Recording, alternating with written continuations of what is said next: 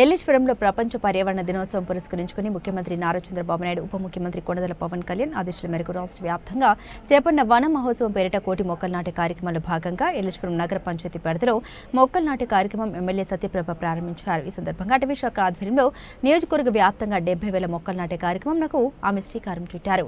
ఏలేశ్వరం అటవీ శాఖ కార్యాలయం ఎదుట మొక్కలు నాటి బాలాజీ చౌక్ వరకు అవగాహన ర్యాలీ నిర్వహించారు. అనంతరం మానవహారం ఏర్పాటు చేసి ఎమ్మెల్యే ఎన్డీఏ కూటమి శ్రేణులతో పర్యావరణ పరిరక్షణ మొక్కల పెంపకంపై ప్రతిజ్ఞ చేయించారు. ఈ సందర్భంగా ఎమ్మెల్యే మాట్లాడుతూ మనిషి వేల కోట్ల రూపాయల ఆస్తులు ఉన్న ఆక్సిజన్ లేకుండా ఒక్క నిమిషం కూడా జీవించలేదన్నారు.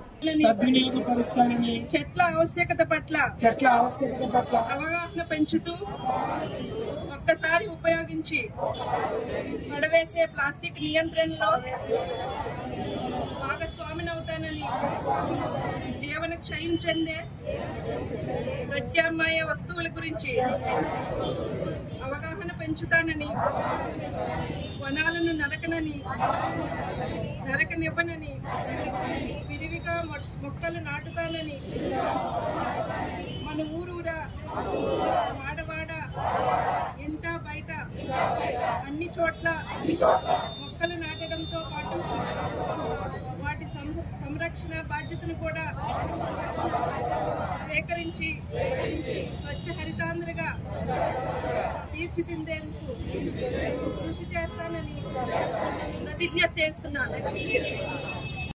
ఈరోజు ప్రపంచ పర్యావరణ దినోత్సవం సందర్భంగా వన మహోత్సవ కార్యక్రమంలో మనం రాష్ట్ర వ్యాప్తంగా మన ముఖ్యమంత్రి గారు గౌరవ నారా చంద్రబాబు నాయుడు గారు, ఉప ముఖ్యమంత్రి గారు పవన్ కళ్యాణ్ గారి పిలుపు మేరకు రాష్ట్ర వ్యాప్తంగా మొక్కలు నాటే కార్యక్రమం చేపట్టడం జరిగింది. అందులో భాగంగా ఈరోజు మా నియోజకవర్గంలో ఈ వన మహోత్సవ కార్యక్రమంలో మొక్కలు నాటే కార్యక్రమం చేపట్టడం జరిగింది. రాష్ట్ర వ్యాప్తంగా మన రాష్ట్ర ప్రభుత్వం 1,000,000 మొక్కలు నాటాలని నిర్ణయం తీసుకున్నారు. అందులో భాగంగానే మన నియోజకవర్గంలో 70,000 మొక్కలు నాటాలని నిర్ణయం చేపట్టడం జరిగింది.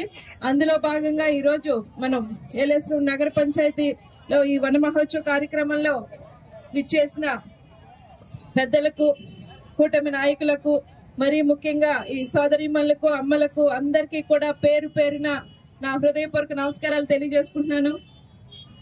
పర్యావరణం పరిరక్షణకే అడవుల సంరక్షణ సాధ్యం. అదేవిధంగా కాలుష్య నియంత్రణ చేయాలంటే మొక్కల పెరుగుదలతోనే సాధ్యం అవుతుంది. ఈ విషయాన్ని మనం అందరం గుర్తుపెట్టుకోవాలి. ఎన్ని వేల కోట్లు ఉన్నా ఆక్సిజన్ అన్నది లేకపోతే ఒక మనిషికి డబ్బు అన్నది కూడా ఎందుకు పనికి రాకుండా పోతుంది. ఇదే విషయాన్ని మనం గుర్తుపెట్టుకుని ఏదైతే ఈ రోజు మన నాయకులు పిలుపు మేరకు చేపట్టామో ప్రతి ఒక్కరూ కూడా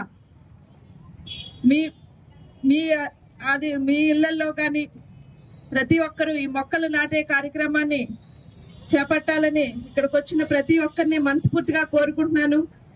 హరితాంధ్రప్రదేశ్ గా చేయాలని మన నాయకుల కళని సాకారం చేయడంలో మన వంతు కూడా మనం సాయం చేయాలని ఈ సందర్భంగా మిమ్మల్ని అందరినీ కోరుకుంటూ ఈ వన మహోత్సవ కార్యక్రమంలో మనం ఇప్పుడు ప్రతిజ్ఞా కార్యక్రమం చేపట్టడం జరుగుతుంది.